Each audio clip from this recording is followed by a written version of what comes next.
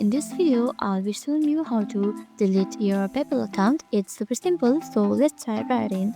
First, open the PayPal application on your device. Now once you are in, tap on this profile icon at the top right corner. Here, scroll down and you can see close your account right here. Tap on close your account. Now once you tap and close your account, you'll need to use your Face ID to sign in, or you can also enter your password if you don't want to use the Face ID. Now here you will be directed to this page. Just wait a minute and you will be getting a confirmation message like this. Be sure before deleting your account. So once you are sure, tap on close account.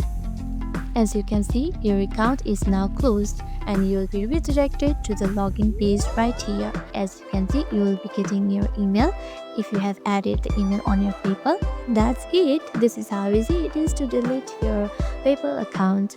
Hope this video was helpful for you. If it was, make sure to give this video a thumbs up and subscribe for more tips and tutorials. Thank you for watching.